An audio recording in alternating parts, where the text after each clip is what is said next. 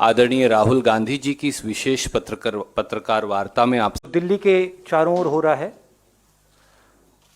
और बजट पे थोड़े पॉइंट्स रखना चाहता हूं। सबसे पहला सवाल, सरकार किलाबंदी क्यों कर रही है? क्या ये किसानों से डरते हैं? क्या किसान दुश्मन है? मैंने कहा है कि किसान हिंदुस्तान की स्ट्रेंथ है, शक्ति है, और इसको दबाना, मारना, धमकाना सरकार का काम नहीं है। सरकार का काम किसान से बात करने का है और इस समस्या को रिजॉल्व करने का है। Today, Delhi is surrounded by our farmers. They are the people who give us sustenance. They are the people who work for us. Why is Delhi being converted into a fortress? Why are we threatening our farmers, beating our farmers, killing our farmers? Why is the government not talking to the farmers? And why is the government not resolving this problem? This problem is not good for our country. It is not good for the peace and harmony in our country. It's not good for the future of our Kisans. They need clarity. The Prime Minister saying that the offer is still on the table to postpone these laws for 2 years. What does that mean? Either you believe that you need to get rid of the laws or you don't.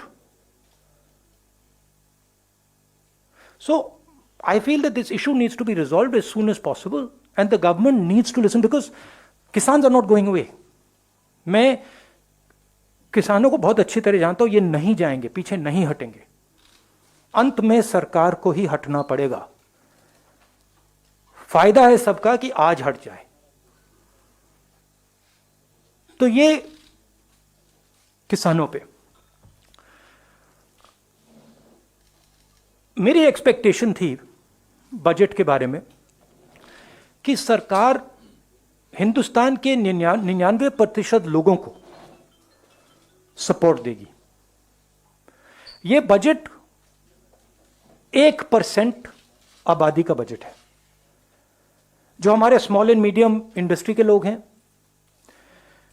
जो हमारे workers हैं, किसान हैं, जो हमारी forces हैं, उन सब से आपने पैसा छीन कर लेकर उन्हीं 5, 10, 15 लोगों के पॉकेट में डाल दिया है। आप प्राइवेटाइजेशन की बात कर रहे हैं, वो भी फायदा उनको मिलेगा। और हिंदुस्तान को किस चीज की जरूरत थी? हिंदुस्तान को अपनी जनता के हाथ में पैसे डालने की जरूरत है। क्यों? क्योंकि अगर हम अपनी अर्थव्यवस्था को चालू करना चाहते हैं तो वो कंजम्पशन से ही होगी, वो सप्लाई साइड से नहीं हो सकती है। तो अगर सरकार ने न्याय योजना जैसा काम किया होता, अगर स्मॉल मीडियम इंडस्ट्रीज को पैसा दिया होता, उनको प्रोटेक्ट किया होता, इकोनॉमी चालू हो सकती थी। सप्लाई साइड में पैसा देने से इकोनॉमी चालू नहीं होगी। ये इसको ट्राई करते जा रहे हैं, 1% को पैसा देते जा रहे हैं, सोचते हैं कि हिंदुस्तान की इकोनॉमी स्टार्ट होगी, नहीं होगी। ये रियलिटी है। और सबसे जरूरी बात, मेरे लिए सबसे जरूरी बात, चाइना हिंदुस्तान के अंदर आता है, हजारों किलोमीटर हमारी जमीन ले जाता है, और आप चाइना को बजट में क्या मैसेज देते हो कि हमारा डिफेंस एक्सपेंडिचर हम नहीं बढ़ाएंगे। 3-4 हजार करोड़ रुपए आपने बढ़ाया। चाइना को आपने क्या मैसेज दिया कि आप अंदर आ सकते हो, आपको जो करना है करो, हम अपनी सेना को नहीं सपोर्ट करेंगे। जो हमारे जवान लद्दाख में हैं, जो हमारे एयरफोर्स के पायलट्स हैं, उनको आज क्या लग रहा होगा कि हमारे सामने इतनी बड़ी कठिनाई है और हमारी सरकार फोर्सेस को पैसा नहीं दे रही है, और जो हमारा है फोर्सेस का है वो उन्हीं 5-10 लोगों को पैसा दिया जा रहा है। इससे देश को फायदा नहीं होने वाला है। मैं दोहरा रहा हूं, इससे देश को फायदा नहीं हो रहा है। इस समय फोर्सेस की कमिटमेंट 100% है, सरकार की कमिटमेंट 110% होनी चाहिए। मतलब जो भी हमारी सेना को चाहिए, जो भी हमारी एयरफोर्स को चाहिए, जो भी हमारी नेवी को चाहिए, सरकार को देना चाहिए। ये कौन सी देशभक्ति है कि सर्दी में लद्दाख में हमारी सेना खड़ी है और आप उनको पैसा नहीं दे रहे हो? ये कौन सा नेशनलिज्म है? अब आप सवाल पूछिए। Thank you, sir. I'll come one by one. अच्छा, I've got parliament, so we have to have a slightly limited interaction. ANI, Siddharth. Sir, prime minister ने ऑल पार्टी मीटिंग में कहा, आपने बात को शुरू किया, तो आप इस स्टेटमेंट से क्या समझते हैं? क्योंकि जब भी एजुकेशन में हुआ है, प्रधानमंत्री की एक ही बात है जो पब्लिक डोमेन में आई है, उनका उसके ऊपर view. Are you satisfied with the view of the prime minister on this? Do you think No, what view? The view which he has said that कि कृषि मंत्री ने जो कहा एक फोन कॉल की दूरी पर है, तो आप इस चीज से सेटिस्फाइड हैं उनके से? नहीं, द व्यू दैट वो जो ऑफर था उसको वो टेबल पे है, वो व्यू। जी, और ये भी उन्होंने कहा कि एक फोन कॉल की दूरी पर है, किसान संगठन चाहें तो बात कर सकते हैं। नहीं, बात तो कर सकते हैं, मगर किसानों की इशू क्या है? किसानों की इशू ये है कि इन कानूनों को वापस लीजिए, और कोई इशू तो है ही नहीं। देखिए हुआ क्या, सरकार ने नोटबंदी की, सरकार ने जीएसटी लागू की, एग्रीकल्चर पे जीएसटी लागू की। आपने हिंदुस्तान की इकोनॉमी को नष्ट कर दिया। उसके बाद कोविड आ गया और जबरदस्त डैमेज हुआ। ब्राइट स्पॉट क्या था? जब हमारी स्मॉल एंड मीडियम बिजनेसेस, बड़े बड़े बिजनेसेस से कोविड से चोट लगी, ब्राइट स्पॉट क्या था? ब्राइट स्पॉट एग्रीकल्चर था। आपको याद होगा कुछ महीने पहले, एग्रीकल्चर इज ब्राइट स्पॉट, मतलब किसानों ने काम कर लिया, किसानों ने हिंदुस्तान को बचाया। अब आप उनकी जिंदगी नष्ट कर रहे हो।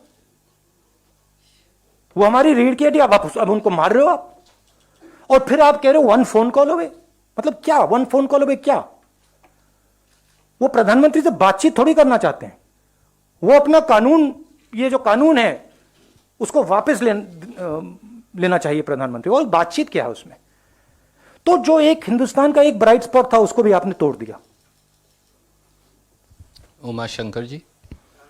राहुल, बहुत सारी अंतर्राष्ट्रीय हस्तियों ने ट्वीट करके किसान जो आंदोलन चल रहा है उसके प्रति अपना समर्थन जताया है। उस पर विदेश मंत्रालय की प्रतिक्रिया आई है कि ये जो है ये सही नहीं है और तोड़ मरोड़ कर पेश किया गया है इन सब तथ्यों को। इसमें मुझे इंटरेस्ट नहीं है। ट्वीट्स पे आपकी क्या प्रतिक्रिया? कोई ओपिनियन नहीं है मेरा। ये हमारा इंटरनल मैटर है, ये किसानों का मैटर है। बात क्लियर है कि ये जो कानून है ये वापस लेने हैं। Thank you. PTI, Sanjeev Singh.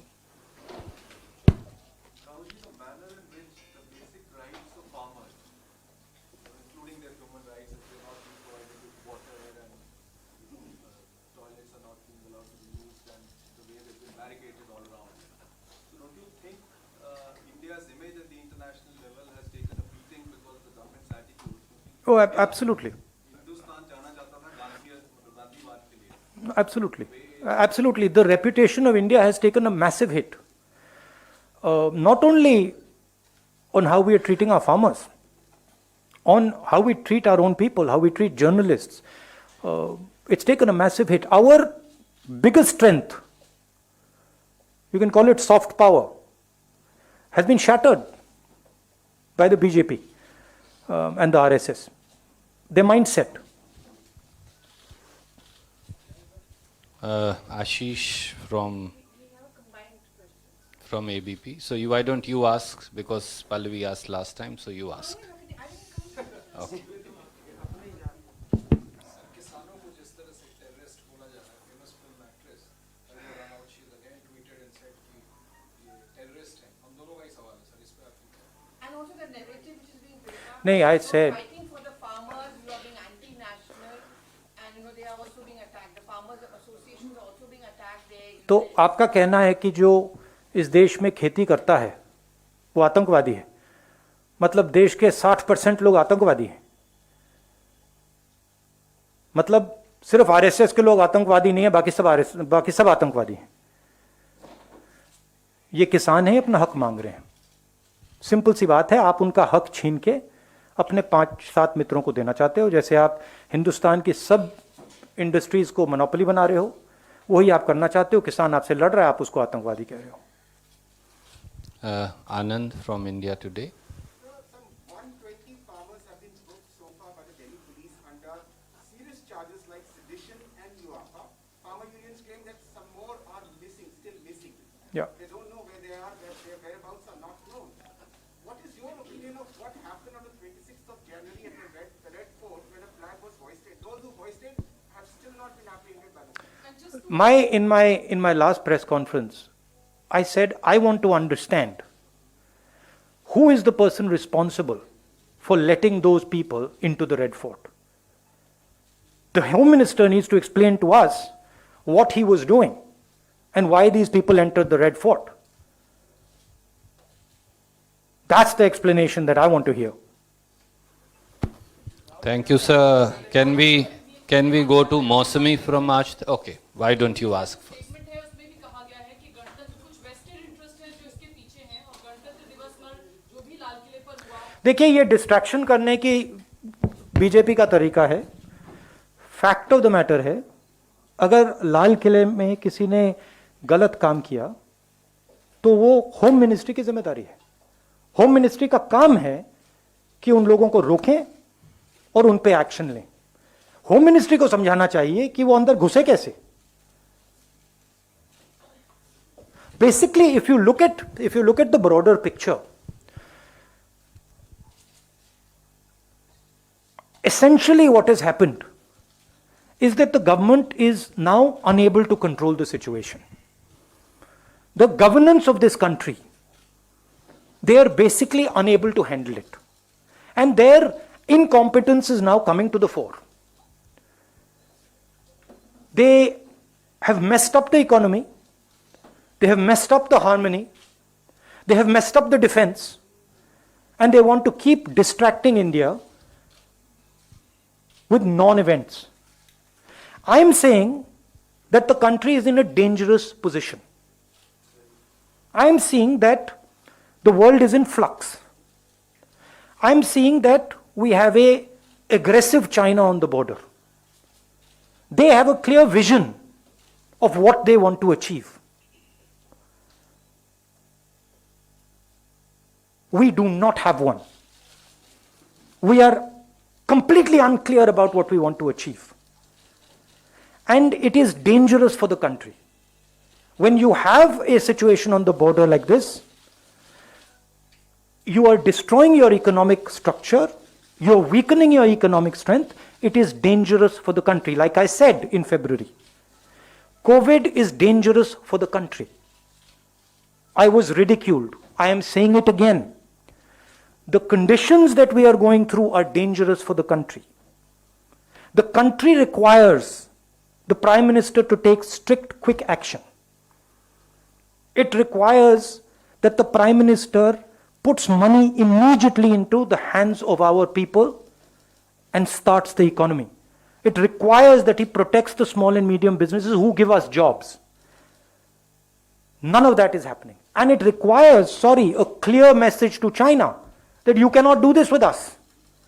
You cannot be sitting inside our land and expect that nothing's going to happen. This country is lacking leadership. There is no leadership in this country anymore. There's just talk. There is no understanding. There is no strategy. The thing has come apart. Now, of course, what is there is a media that is controlled. And so, reality of what is going on is not coming out. But believe me, that Maya is going to break. Somebody is going to break that Maya. And so my constant request to the Prime Minister is do your job. Do your job. You've been elected to do your job. Your job is not to sell this country to 1% of the population. That's not your job. Your job is to protect the Kisans who are standing outside. That's your job. Go hold their hand, give them a hug, and tell them, what is it that I can do for you? Your job is to make sure that small and medium businesses can compete with China. Talk to them. Ask them, because they have the answer to China. So the Prime Minister is basically given up. He is now on a different plane. He's got a beard, and that we are going somewhere else now. And the country is not being run. And it's my request to the Prime Minister, please, gather up your courage and run the country. Thank you. Thank you, sir.